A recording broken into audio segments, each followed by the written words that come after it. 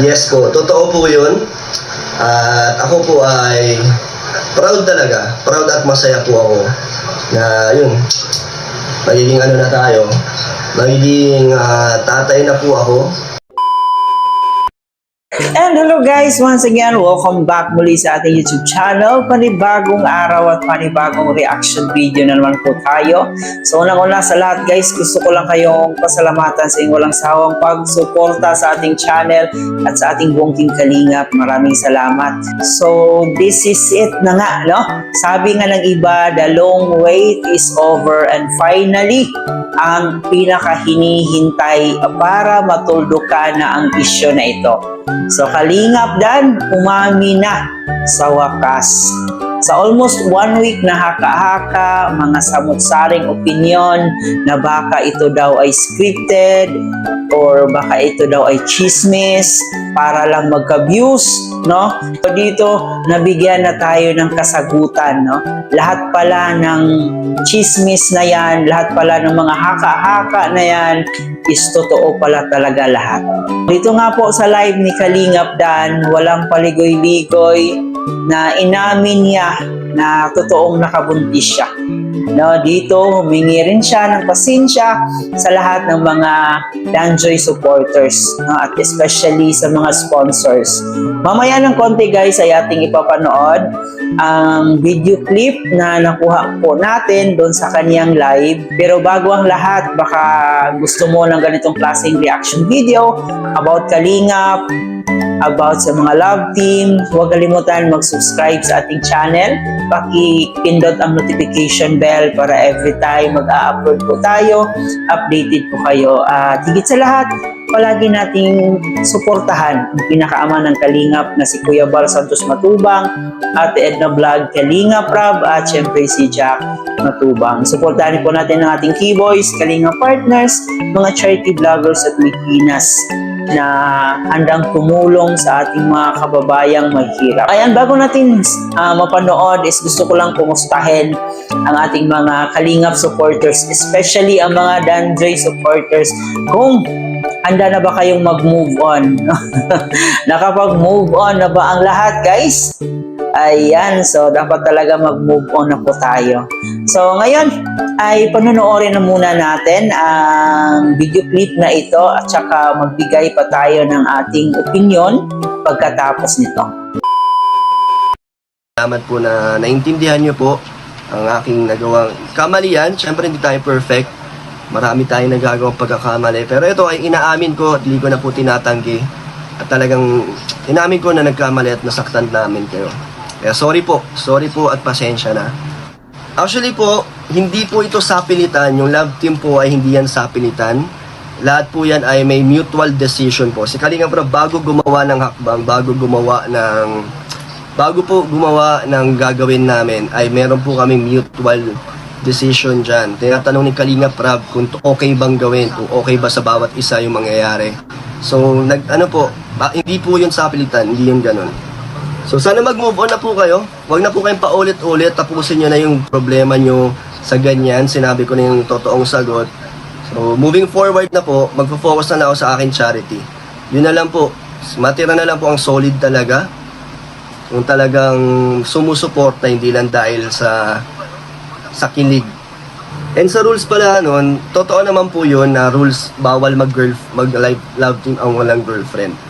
So, yun, medyo na-break ang rules na yun. Pero bago naman po magsimula ang love team po, ay wala talaga akong girlfriend po noon or wala akong, hindi ako in a relationship. So habang, yun nga, hindi ko na ikukwento kung anong mangyayari. Basta alam nyo na po sinagot ko na yung tanong, no, yun na po yun. Salamat. So yun nga po guys, no, ayun dito sa video, galing po ito kay Kalingap Dan. Humihingi po siya ng kapatawaran sa lahat ng nasaktan niya, especially sa mga Danjoy supporters, sa mga sponsors. And pangalawa, sabi niya dito na before nila ginawa ang love team ay meron silang kumbaga kasunduan, agreement na hindi sa pilitan na gawin nila itong love team na to. So ibig sabihin pala, bago nila ginawa ang love team na to, ay meron silang mga kasunduan na itong love team na to ay for love team lang talaga, no? Hanggang doon lang talaga. In other words, itong pagla-love team nila ay puro scripted, no? Scripted lang po ito. At dati pa naman guys, no, palaging pinapaalala ni Kalinga Prab na itong pagla-love team nila is scripted lang. Pero if ever na mahulog sila sa isa't isa, ay hindi na pananagutan ni Kalinga Prab yan. Kumbaga, pag ang isang love team ay nagkamabutihan sa isa't isa, so labas na po yan sa script, no? Wala na pong pakialam si Kalinga Prab if ever na ma-inlove sila sa isa't isa, di ba? Siguro masasabi rin naman natin na hindi lang nangyari ito sa Danjoy na mayroong tinatawag na agreement. Siguro nangyari din po sa Jomcar, sa EDSI. Pero nga lang sa Jomcar at EDSI, parang nagkatotoo yung love team nila. No, tulad na rin ng Rachel, nagkatuluyan sila. Pero dito sa EDSI, hindi natin sure kung totoo na ba talaga. Pero yung Jomcar, parang totoo na eh. Parang hindi na siya scripted. Opposite naman sa nangyari dito sa Danjoy. Kasi yung Danjoy, habang nasa kasagsagan sila ng kanilang jowa moment, nakahanap si Dan ng totoong love team, no? Totoong makakasama niya pang habang buhay. So, yun ang nangyari. Talagang masasabi nating baliktad sa nangyari sa Jomcar, sa Rachel. Ang mahirap lang kasi dito ay nag-assume ang mga viewers, especially mga sponsors, na sila na talaga. No, kasi sinagot na ni Joy si Kalingap Dan at nagpaalam na rin itong si Kalingap Dan sa nanay ni Joy na si Nanay Imelda, no? And every time na nakikita natin sila sa vlog, sobrang napaka-close ni Nanay Imelda at saka ni Kalingap Dan. Kaya yung mga viewers parang nag-assume na talaga sila na ay okay na ang lahat. Siguro yan ang hindi matanggap ng ilang viewers, mga ibang panatiko, ibang sulit Danjoy, na itong love team talaga nila is lang, scripted lang. Pero hindi rin natin masisisi yung ibang viewers natin kasi may kanya-kanya tayong mga emotions, may kanya-kanya tayong feelings. So may mga ibang tao talaga na nadadala sila sa kanilang emotions, lalong-lalo na pag nakarelate sila sa mga pangyayari. So hindi rin natin masisisi na parang tinutuhanan nila kung ano yung nakikita nila dito sa Danjoy. So kaya yung iba sobrang galit na galit, at yung iba talagang grabe yung pambabash dito kay Kalingap Dan. At ayun naman sa rules ng Kalingap na bawal i-love team if ever na may girlfriend itong keyboys natin. So malinaw naman po sa sinabi ni Kalingap Dan na wala siyang girlfriend noong nagsimula pa lang ang Danjoy. No, inamin niya po yon na hindi siya nagkaroon ng jowa nung sinimulan ang Danjoy. So yun na nga mga Kalingap, sabi ni Kalingap Dan na dapat mag-move on na ang lahat, no? Moving forward na po ang lahat. Kasi hindi na rin natin maibabalik pa ang nangyari. Nangyari na ang hindi dapat sana mangyari. So yun na nga, wala na tayong magagawa. So sa tingin ko din, gusto na talaga ni Kalingap Dan na makipag-settle down kasi nasa tamang edad na siya eh. Diba? So gusto na niyang mabuhay ng tahimik na may pamilya. So let him be na lang. Ipaubaya natin para sa kanya yung happiness niya. And for Joy naman, bata pa naman siya. Marami pang mga opportunity na darating sa kanya. Marami pang mga dapat pa siyang gawin. Diba? Lalong-lalo ngayon na nag-aaral siya. So for sure naman, makakagraduate siya and magiging registered nurse siya. So ipakita niya sa mga taong nanakit sa kanya na ito na ako ngayon, ito na yung sinayang niya noon. I-wish natin si Joy na magiging successful siya someday. No? Siyempre kasama niya ang Kalingap at ang kanyang pamilya. About naman sa feelings ni Joy, kung totoong na-inlove talaga siya kay Dan, siyempre, sobrang sakit, no? Sino ba namang hindi masasaktan if nahulog ka na sa isang tao?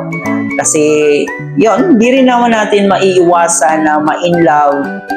Kasi tao lang din naman si Joy, no?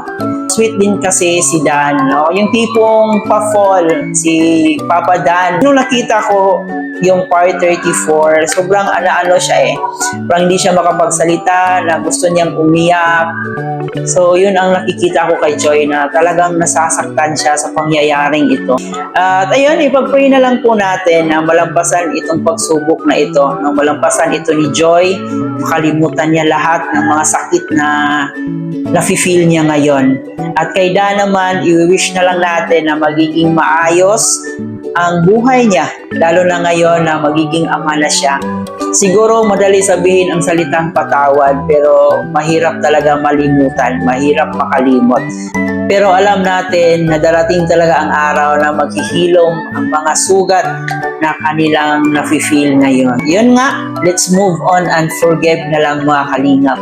Nangyari na po ang hindi dapat sana mangyari sa ating Danjoy. So nakakalungkot lang siya isipin na hanggang dito na lang talaga ang Danjoy natin. So for almost 1 year, no? Kasi parang this coming 24 ata yung first anniversary ng Danjoy. So nakakalungkot siya isipin na magwawakas na nga talaga ang Danjoy.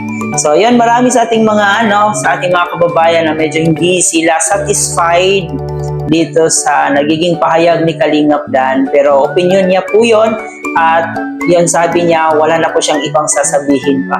Inamin na po niya, inako na po niya na nagkamali siya. So hanggang doon na lang po yun, wala na po tayong magagawa. Kaya nga sabi niya, let's move on. Maging masaya po tayo kung ano man ang pwedeng mangyari sa kanila.